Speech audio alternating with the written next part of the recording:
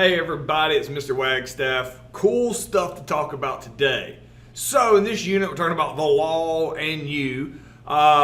We are going today to start talking about the different types of law. For the purpose of this course and this video, we're going to break it down into two distinct categories: civil law and civil cases, and criminal law and criminal cases. And we're going to talk today specifically about civil law and what that is and how it affects us as a society.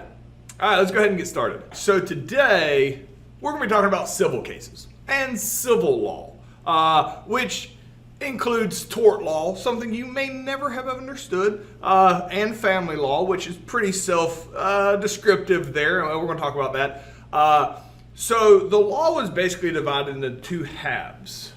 That's the easiest way to explain it here in the allotted time. You have civil law and you have criminal law. Criminal law is most of the stuff that you see on TV. I didn't do it, and then the jury's like order in the court, and then, send him to prison for the rest of his life, that type of stuff. A lot of that is criminal law. Today we're going to talk about civil law. All right. So civil law has a whole bunch of different parts in it, as you can see here. So let's talk about, civil law, you've taken half of the law. You have criminal law and you have civil law. So we're just going to take civil law over here, and we're going to talk about this today because civil law has a whole bunch of moving parts to it. These are the four main aspects, or there are sections of civil law. All right, you have tort. Again, you may have never heard of this. Tort law is like 90% of the cases that are in civil law, which I've just learned that here recently, and that kind of surprised me. But we'll talk about what tort law is.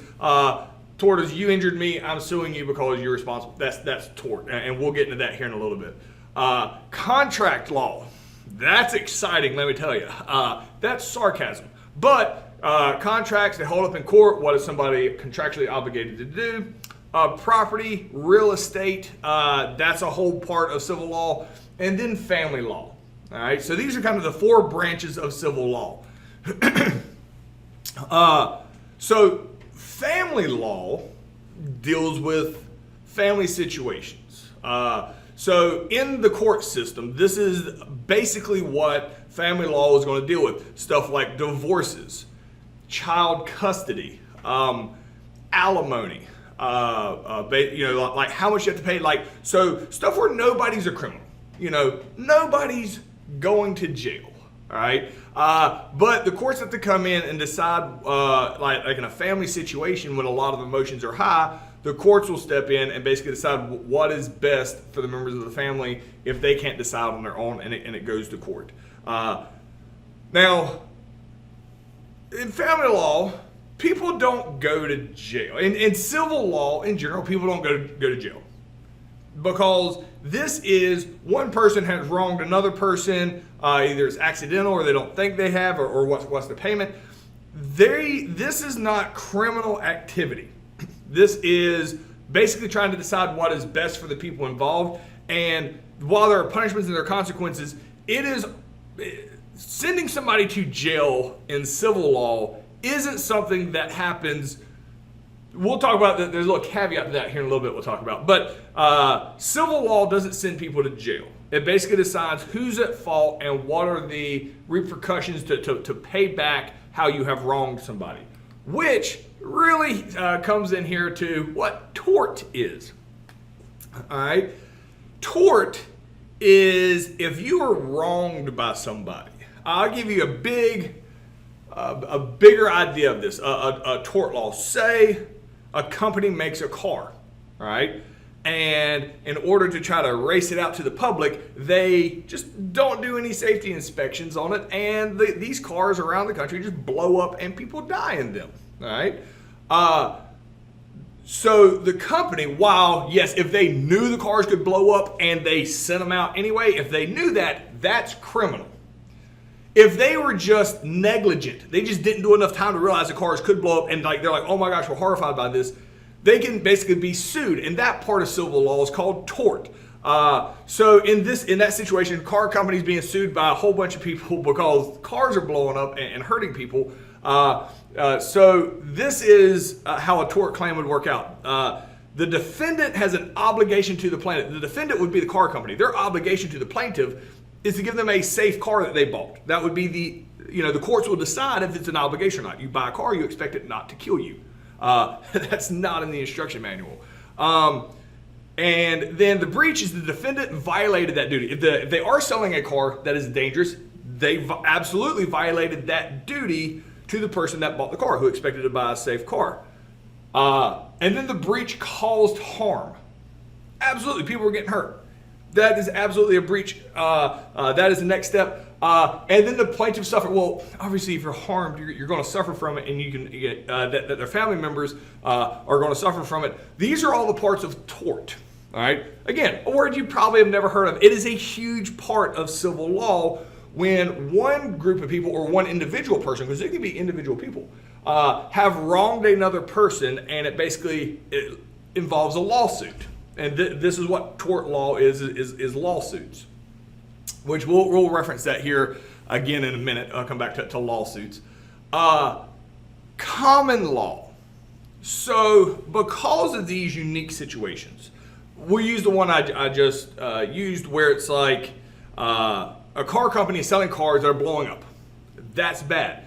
There probably is not a law written down somewhere that says when a car blows up, here's the amount of money that you pay this person. That's nobody would have thought to write that law, all right? They didn't expect that to happen. So when the judge has to rule on it, is going to go a lot with common law. Basically, he's going to look to, all right, has any other company inadvertently killed people, and what did that judge rule? And he or she, the judge in that case, in the current case, will base their judgment off of what previous judges have done. That is called common law. And where it's not an actual verified written down, here's how much you get for this or that, is basically the precedent that is set by other courts.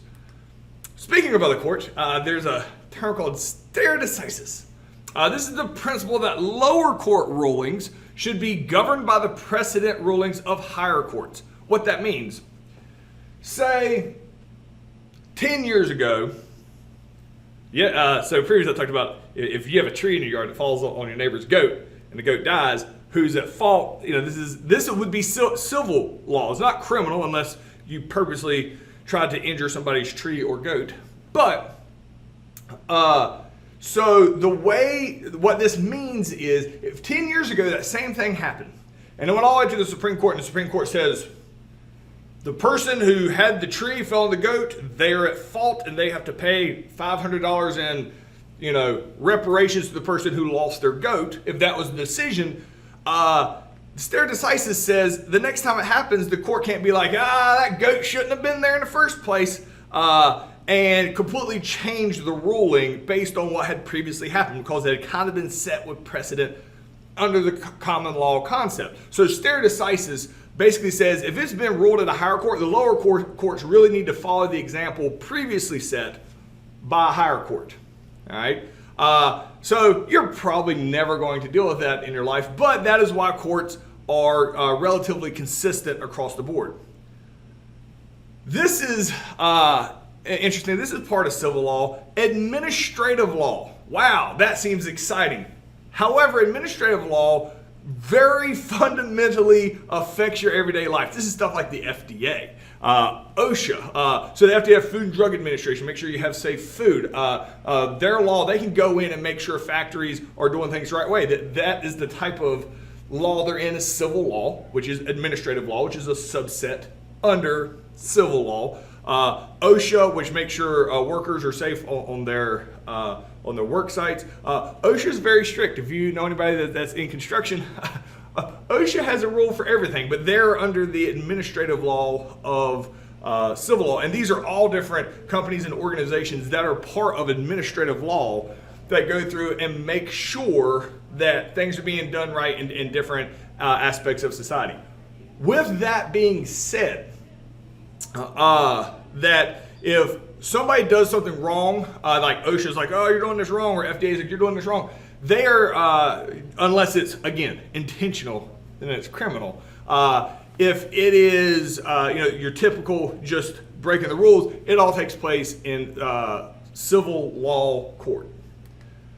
There's also statutory laws, and this is more or less just to clarify the common law. We've talked about this. Statutory laws are the laws that actually have a written law down. This is the codification of laws. It's written down like, if this happened, here's the consequence, period.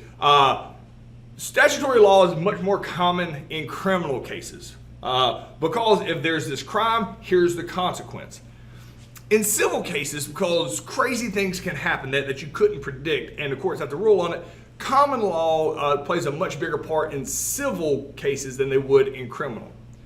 And international law is going to fall into, which means between multiple countries. International law is generally going to fall in between multiple countries, obviously. You can't really take somebody to criminal court. So if it's not a criminal offense, these countries kind of have to work it out on at least the international law, which is a whole separate side section of civil law. So the question here is, what punishment is usually never used in civil cases, and why is that? It's talked about, you're very rarely going to jail in a civil case, and we had talked about that a little earlier, so explain why it would be pretty useless to be sending people to jail in a civil case. Mainly because, and let me clarify here, because as I'm thinking about it back, I want to make sure I clarify this. If you wrong somebody and they need to be made whole, like you have to fix your problem or whatever, if you just send that person to jail, that just punishes the other person. That doesn't actually fix anything that was done wrong to them. So there's really no benefit to sending somebody in a criminal law to jail, because that doesn't help the person who has been wronged by sending the other person to jail. So that's a big reason it's not used. It's not beneficial to either party to send people to jail in civil courts. All right, so answer that. Pause me, and we'll move on. All right, so here are some other concepts that go along with civil law. Let me get through here. So this one's interesting. So we are going to talk about criminal law. In criminal law, as we had mentioned in previous lessons, you're innocent till proven guilty. You are presumed innocent. They have to prove it beyond a shadow of a doubt, in this pyramid, beyond a reasonable doubt that you committed that crime. Like, you can't be like, didn't happen. Like, if they can prove beyond a reasonable doubt it happened, you'll be convicted. If you're like, that might not have happened, he might not have done it. If a reasonable person could doubt it could happen, not convicted. Our court system is set up that way so that we don't accidentally, and I hope it still does happen occasionally, and we try not to, that we don't put innocent people in jail. That is criminal cases. Civil cases, not that intense. You basically just have to have probable cause in a civil case. Like, yeah, that probably happened. That's all that's needed in a civil case. The ability to prove somebody's guilty or innocent or who's responsible is a much lower threshold in civil cases. Now, it seems like civil cases are really mean. They're just going to get anybody in trouble. It's more the opposite. Our criminal justice system makes it very difficult to prove somebody is a criminal. That is kind of the anomaly, because the probable cause is kind of standard around the world. Our criminal cases there's a very high degree of proof that you have to show to put somebody in jail or prison like that. Now, speaking of jails and prisons, incarceration or being jailed can happen in civil cases. And you're like, Mr. Wagstaff, you have just said it doesn't happen. It doesn't benefit anybody. You're absolutely right, and that is true. You're not going to show up because your tree fell on somebody's goat and it's a complete accident, and they're like, all right, well, your punishment is prison for 6 months. Like, they're not going to do that. All right. It is almost unheard of to use prison in a civil case. Usually when a civil case happens, or when incarceration happens in a civil case, is somebody is getting sued by somebody else. And the court's like, okay, this is a good lawsuit. And they say person A and person B have to show up and talk about it in court. And person B is the one getting sued. And he's like, I ain't going. No. Once the court decides it's a case and tells you you have to show up, you got to show up. If you don't, you can be put in jail for not going to court. That's usually the situation, not the actual case itself. It's more of doing something at court or upsetting the court itself in the process that would cause incarceration. But it's very rare in a civil case. Not only do you just have to have like a reasonable doubt or just a general possibility, they even clarify this is called a preponderance of evidence standard. Basically, there's a more than a 50% chance you're at fault. You're at fault. Like, very different, again, from the criminal cases where it's got to be like almost 100%. Like, you can't have any questions about it in order to send somebody to prison. When it's a civil court and who's at fault for what and what's going to happen, a preponderance of evidence standard is here used, and it just has to be over 50%. So if you have sufficient information to support what you're saying, and that's determined by the court, sufficient. That is subjective, which means it's kind of open for interpretation. So this is where common law comes into place over what has happened time and time again, and the judges will look at previous rulings and cases to decide not only is this enough information, but what's the outcome, what's the punishment here if this is how it plays out. Speaking of punishment, the vast majority of civil cases, outside of family law, that's a lot of custody issues. But if you sue somebody, all right, what is the outcome? Say you sue somebody and you win, what is the outcome? Typically, they have to pay you money. Monetary compensation, that is, generally speaking, the most common outcome of civil cases is monetary compensation. If you win, they owe you money, however much the judge decides is appropriate based on the circumstances. Commonly, very, very, very commonly, if you're suing somebody, and we're going to talk about that, if you have a lawsuit with somebody, and it's a company, and that company realizes they're going to lose if they go to court. Court processes take a long time, all right? Settlements are common. Before you go into court and make it all public, because this stuff gets out into public and all that, before it goes into court and get public, if it's pretty obvious, like both sides know how this is going to turn out, they might meet together before court and say, hey, if you will just drop these charges here, or drop this lawsuit, because you're trying to get $1 million from me, that's not going to happen. I'm sorry I did whatever wrong thing it is, but I don't think the court's going to give you $1 million. But I'll tell you what I'll do. If you'll just drop this whole thing, we will give you $50,000 right now today, and we just walk away from this. All right. Sometimes they're like, no, I want $500,000 or like $200,000. Settlements are very common. Usually it's less money than they're asking for. Sometimes it's the same amount of money. All right. So why would a company just pay the money up front before it ever goes to court? Because they don't want their name in the newspaper of going to court and losing in court, because then they never lost in court. It just, all the charges got dropped or the lawsuit got dropped and got dismissed. They're kind of paying, and this is completely legal. It's set up this way. Doesn't flood the court cases. People figure it out themselves. If they can't figure it out, it will go to court. So a settlement is when they basically, when two parties come to an agreement before it goes to court. Generally speaking, companies, their number one goal in life is to make money. So almost exclusively when companies get in trouble, like you have your exploding car, they have to pay money. And the reason that they're going to pay money is because their entire job is to make money. That's how you hurt a corporation, is you take money from them. So that's why monetary compensation is almost the default go-to when punishing a corporation, is making them pay money, because without making money, the corporation wouldn't exist. So that is why it's the best punishment for a corporation who's found guilty in a civil suit, is to pay a bunch of money, depending on how much they're worth, to basically teach them a lesson to not do it again. Because companies don't like losing money. They might be upset about it, but at the end of the day, they're probably not going to do the thing again if they had to pay a bunch of money because their entire purpose of existing is to make money. Now, lawsuits. Oh, we are a sue-happy country. That's for sure. Everybody wants to sue everybody. You hear it all the time in the news. Now, that is not necessarily as true as it appears. Because let me explain to you how suing works. Say, I don't like your face. Let's back. How about you don't like my face? Let's go with that one, because that seems a lot less aggressive from Mr. Right. You don't like my face. You don't like the fact I don't have a full head of hair. All right? I do. It's just the lighting. And you're like, you know what? I don't like Mr. Wagstaff's face. I'm going to sue him for $1 million. You can do that. You can sue me for $1 million because you don't like my face.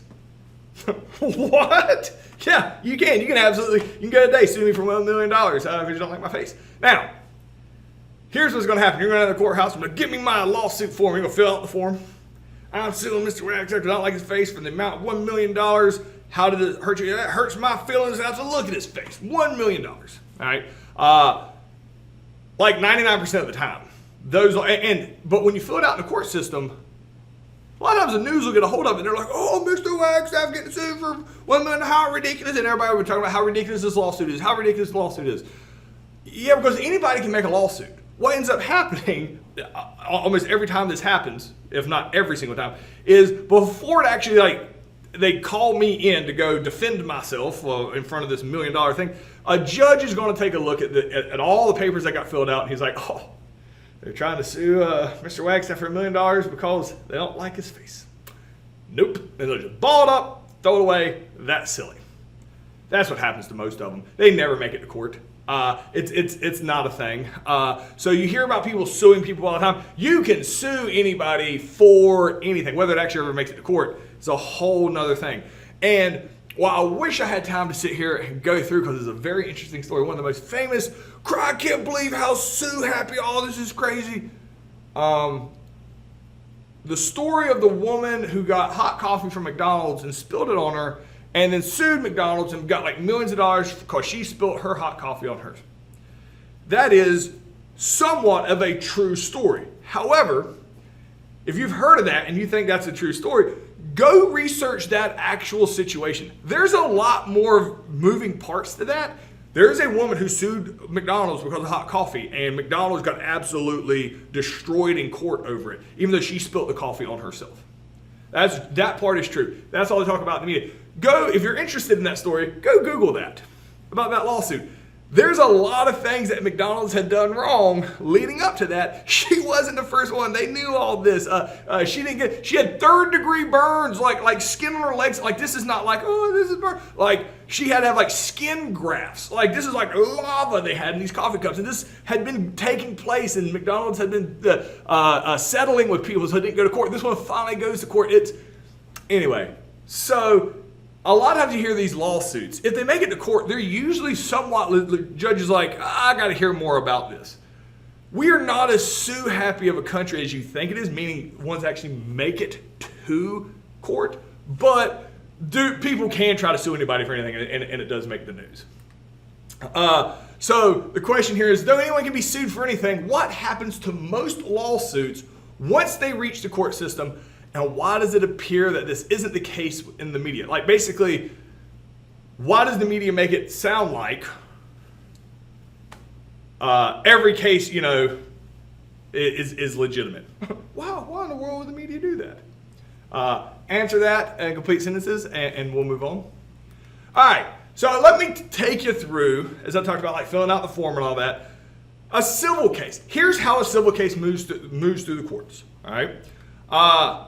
Step one is a complaint, all right? Say, tree in a yard falls on the neighbor's goat. The neighbor is upset that the tree and the neighbor fell and killed his goat. He goes to court and he fills out a form, a complaint. Officially, the complaint says, that tree has been dead. I've told Mr. Wagstaff not to have it done. Like, take that tree down, it fell, killed my goat, all right? The court's gonna look at it like, well, I don't know. And I might be like, it's a tree. I don't know what a tree's gonna do. It's a tree. I'm not responsible for the tree. The tree killed him. I didn't kill him. I didn't kill the goat. So we can't come to an agreement, goes to court. The neighbor fills out a complaint. Then a summons comes out. This is where I'm told, and my neighbor's told, we have to show up at court. Now, if I don't show up for this, after they've already ruled that this could be legit, they're going to hear about it. If I don't show up, that's when I could get put in jail for a short amount of time for contempt of court for not showing up. That's the only time really in civil cases that incarceration happens. They come up, they hear about it, like, you dropped a tree on a goat, and I was like, yeah, then my goat, and then that tree's been dead. And the judge hears about it and says, all right, cool. We're going to have a discovery period. All right. Now, sometimes the discovery period happens before they show up for the first time, basically in which everybody tries to get as much information about the situation as possible to prove their side. All right. So they'll send an arborist out, it's a tree person, check out to see if my tree or the neighbor if the tree was actually dead, if I knew about it. Is there an email sent back and forth saying, hey, take care of your tree? All that stuff is in the discovery period. Now, if I'm like, oh, crap, he's suing me for $500, we'll say. Cost of a goat. I don't know what the goat market is right now, so I don't know if that's way above or way below, or if I'm right on the money on the cost of a goat. Literally have no idea. All right. So say I'm being sued for $500. All right, and then I realize, he's gonna win this one. Like, I think I am in the wrong after the discovery period. I could go settle with him and be like, hey, before this actually goes to trial, let me give you $300 and we'll just call it quits at that. He might say no. I might even say, here's the $500. Let's not go to trial. I don't want my name officially like out there that I went to trial. And he'll say okay on that. And they'll sign off. And a lot of times, because of this, that way he's like, I want $50,000. Like, there is usually somebody from the court there that makes sure this happens. It's all secretive, but they want to make sure it's like not blackmail of some sort. So a settlement could happen, or if I'm like, I'm pretty sure I'm still right, and he's like, I'm still sure I'm right, it could go to trial, and we have a right to a jury. A lot of times it's just going to be the judge, but I'm like, I want a jury of my peers, get the rest of the neighborhood in here. We could have a jury trial. I mean, a civil case as small as this could go to a jury trial. It's allowed. If it's over $20, the Constitution, you have a right to a jury trial. And then say, I lose. I have to owe him $500. I have a right to appeal that. Like, nope, I don't think this is right. I don't think they did discover. I don't think this is right. And I have a right to appeal. Now, if something shady had happened and I really did like have my rights violated here, I might have an appeal and have another trial before I have to pay my $500. A lot of times I will appeal it and the appeal court will be like, looking at the paperwork, it looks like it went smooth. No, we're not going to hear your appeal. It's final. Pay your $500, and that's the end of it. So, but none of this involved going to jail. All right. So this is how a typical step in a civil case, which is much more common in a daily event at a courthouse than criminal cases. But criminal, they're the ones that make the news. They're the ones that make the TV, and people know a lot more about those. All right, so the question here is, what is the purpose of forcing someone who did something wrong, especially when it's a corporation, to pay money as a punishment? We actually talked about this a little earlier. What's the purpose of making them pay money for a punishment? Why is that such a effective method of punishment for a corporation? All right, that's as far as we're going to get today. Answer that completely, and I will see you guys tomorrow.